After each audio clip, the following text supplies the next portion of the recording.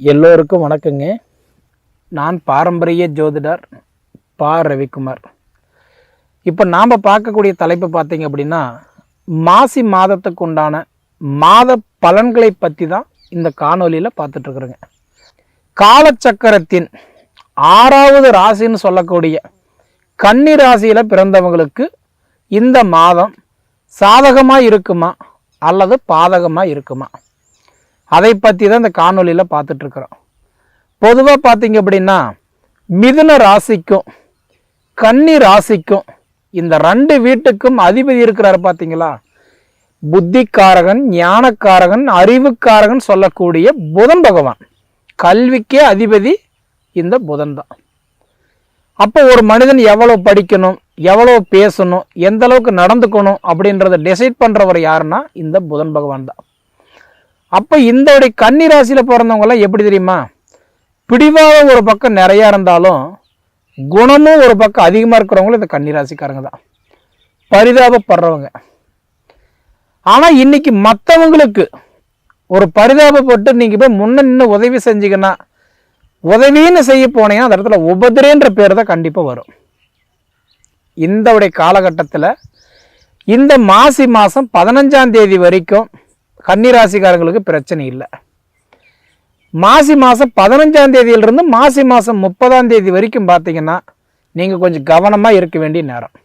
ஏன்னா உங்கள் ராசிக்கு அதிபதி புதன் பகவான் மீன ராசியில் போய் நீச்சம் அடைகிறார்.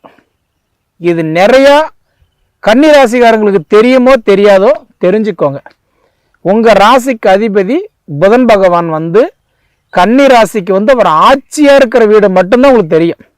அவரது புதன் கன்னி ராசிக்கு ஆட்சி அப்படின்றது மட்டும்தான் தெரியும். ஆனால் உச்சமடைகிற ஒரே ஒரு வீடு எங்கன்னு கேட்டீங்கன்னா உங்கள் கன்னி ராசியில் தான். புதன் பகவான் கன்னி ராசியில் உச்சமடைஞ்சி மீன ராசியில் நீச்சம் அடைவார். இப்போ பொதுவாக நம்ம என்ன சொல்கிறோம், 6, 8, 12 ஒரு 6, 8, 12 ஒரு கிரகம் மறைஞ்சா அந்த கிரகம் வேலை செய்யாது, நீச்சம் அடைஞ்சிட்டாருன்னு நம்ம சொல்கிறோம். இதுதான் ஜோதிட சாஸ்திரமும் கூட. ஆனால் இந்த மாசி மாதம் 15லிருந்து மாசி மாதம் 30 வரைக்கும் பார்த்தீங்க அப்படின்னா இந்த மாதத்தில், அதாவதுன்றது மீன ராசியில் போய் நீச்சம் அடைகிறார் பார்த்தீங்களா, உங்கள் ராசிக்கு அதிபதி ராஜபங்கம் நீச்ச யோகத்தை அடைகிறாரு. அப்படின்னா வலு இழந்துடுறாரு. அப்போ 15 தேதிக்கு மேலே அவர் ரெஸ்ட் எடுக்கிறாருன்னு புரிஞ்சுக்கலாம் நம்ம. நீச்சம் அப்படின்னா செயல் இழந்துட்டாரு, அந்த கிரகம் அங்கே வேலை செய்யாது, அதுக்கு உரியவருக்கு நல்லதை பண்ண மாட்டாரு, அதுதான் நீச்சம். அப்படி நீச்சம் அடைஞ்ச ஒரு கிரகன்றது 15 தேதிக்கிலிருந்து 30 தேதி வரைக்குமே, அதாவது புதுசாக நீங்கள் ஒரு இடம் வாங்குறீங்க, கிரையம் பண்ணுறீங்க, ஒரு தொழில் ஆரம்பிக்கிறீங்க, ஒரு வீடு கட்டலான்னு ஆரம்பிக்கிறீங்க, இது போல் ஏதாவது ஒரு சுபகாரியம் பண்ணுற மாதிரி இருந்தால் உங்கள் சுய ஜாதகத்தை பார்த்துட்டு பண்ணுங்க. ஏன்னா நீச்சம் அடைஞ்சிருவார் இல்லைங்களா. அப்போ நீச்சம் அடைஞ்ச காலகட்டத்தில் நீங்கள் புதுசாக ஒரு காரியத்தை ஆரம்பிச்சிங்கன்னு வச்சுக்கோங்களேன், அது ஆரம்பம் நல்லா இருக்கும், ஆனால் முடிவு நல்லா இருக்காது. அது உங்கள் ஜாதகத்தில், அதுக்கு தான் சொல்கிறேன், திசா புத்தி நல்லா இருக்கிறாரான்றது பார்த்துக்கிட்டு ஒரு காரியத்தை செய்யுங்க. இது எல்லா கன்னிராசிக்காரங்களுக்குமே நான் சொல்கிறது, 15 தேதியிலிருந்து 30 தேதி வரைக்குமே கண்டிப்பாக கொஞ்சம் ஒரு வீடே இப்போ நீங்கள் ஒரு கட்டுறதுக்கு கால் போடுறீங்க, அது ஒரு 15 நாள் தள்ளி போட்டு செய்கிறது நல்லது. அதே மாதிரி திருமணம் பண்ணலாம் நினைக்கிறீங்கன்னா அந்த 15 நாள் கழித்து ஒரு முகூர்த்தத்தில் வச்சுக்கிறது நல்லது. பண்ணிட்டோம் அப்படின்னா பழமொழி சொல்லுவாங்க, ஆசைக்கு 60 மோகத்துக்கு 30. ஆரம்பம் நல்லா இருக்கும். நம்ம ராசிக்கு அதிபதி நீச்சம் அடைஞ்ச காலத்தில் சுபகாரியம் பண்ணும் பொழுது கண்டிப்பாக நமக்கு நஷ்டத்தை கொடுத்துருவார், செஞ்சு திருப்தி இல்லாத மாதிரி. ஒரு உதாரணம் உங்களுக்கு புரியுற மாதிரி சொல்கிறோம்னா, ஒரு ஆசைப்பட்டு ஒரு வண்டி எடுத்துகிட்டு வந்துடுறோம், ஒரு கார் எடுத்துகிட்டு வந்துடுறோம். அந்த 15 நாள் முடிகிற வரைக்கும் மனசுக்குள்ளே எப்படி இருக்குது, அவசரப்பட்டுட்டோமோ, கொஞ்சம் பொறுமையாக இருந்திருக்கலாமோ நினைக்கிற மாதிரி யோசனை வரும். இந்த மாதிரி ஒரு காலகட்டம் மாசி 15 டு மாசி 30. சரிங்களா.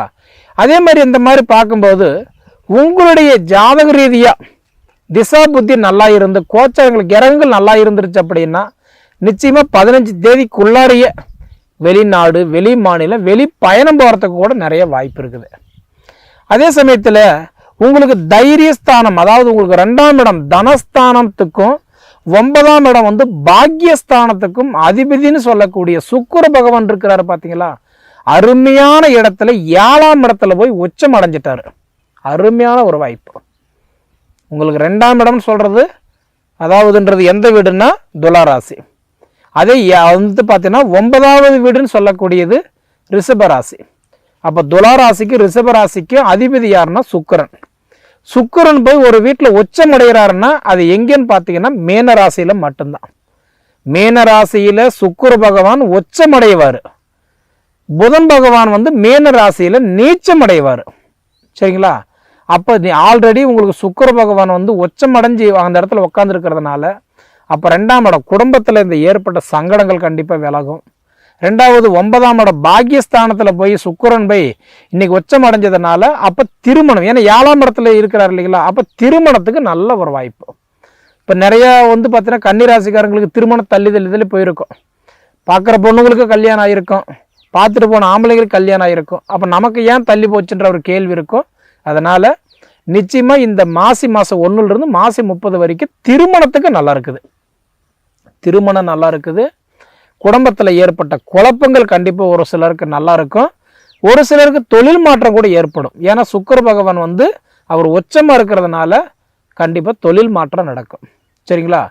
அதே மாதிரி சொத்துல ஏதாவது பிரிக்கிறதோ, அதாவதுன்றது சொத்துல ஏதாவது மாற்றங்கள் பண்ணுறதோ, எழுதிக்கிறதோ, ஆல்ட்ரேஷன் பண்ணுறதோ, காடுகரை திறத்துறதோ, இந்த மாதிரி விஷயமெல்லாம் நம்ம பண்ணுற மாதிரி இருந்தால் உங்கள் திசா புத்தி பார்த்துட்டு பண்ணுங்க.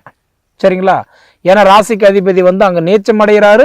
சுக்கிர பகவான் ஆல்ரெடி இங்கே உச்சமாக இருக்கிறதுனால கண்டிப்பாக வந்து என்னன்னா 2 நாள் ஆகிற காரியம் 1 வாரம் ஆகும், 1 வாரத்தில் ஆகிற காரியம் 1 மாதம் ஆகும். அந்த மாதிரி ஒரு காலகட்டம். அடுத்தது உங்களுக்கு தைரியஸ்தானத்துக்கும் 8ஆம் இடம் ஆயுள் ஸ்தானத்துக்கும் அதிபதினு சொல்லக்கூடிய செவ்வாய் பகவான் 10ஆம் இடத்துல உட்காந்துருக்கிறார், தொழில் ஸ்தானத்தில் உட்காந்துருக்கிறார். இது ஒரு அருமையான ஒரு வாய்ப்பு. ஏன்னா தைரியஸ்தானத்துக்கு அதிபதி தொழிலில் உட்காந்துருக்கிறாருன்னா என்ன பண்ணுவார்? தொழிலில் தெம்பு தைரியத்தை கொடுத்துருவார். இதுக்கு முன்னாடி இருந்த குழப்பமெல்லாம் ஓரளவுக்கு சரியாகி ஓரளவுக்கு நல்ல இந்த மாதத்தில் தொழில் நல்லாயிருக்கும். அதுவும் சுயத்தொழில் பண்ணுறவங்களுக்கு இல்லைன்னா 10ஆம் இடம்னா சுயத்தொழில். அப்போ சொந்த தொழில் பண்ணுறவங்களுக்கெல்லாம் இப்போ சூப்பராக இருக்கும். ஏதோ ஒரு வகையில் பார்த்துட்டிங்கன்னா லாபத்தை கொடுத்துருவார். சரிங்களா? அதே போல் பார்த்தீங்கன்னா புத்திரஸ்தானத்துக்கும் 6ஆம் இடம் ரோகஸ்தானத்துக்கும் அதிபதினு சொல்லக்கூடிய சனி பகவான் 6ஆம் இடத்துலையே உட்காந்துருக்கிறாரு. பார்த்தீங்களா? முடிஞ்ச வரைக்கும் குழந்தை பாக்கியத்துக்கும் 2வது குழந்தைங்களுக்கும் ஒன்று படிப்பில் கவனமாக பார்த்துக்கோங்க, ஹெல்த்தில் பார்த்துக்கோங்க, விளையாடுற இடம் போகிற இடம் வர இடத்துல கொஞ்சம் கவனமாக பார்த்துக்கோங்க.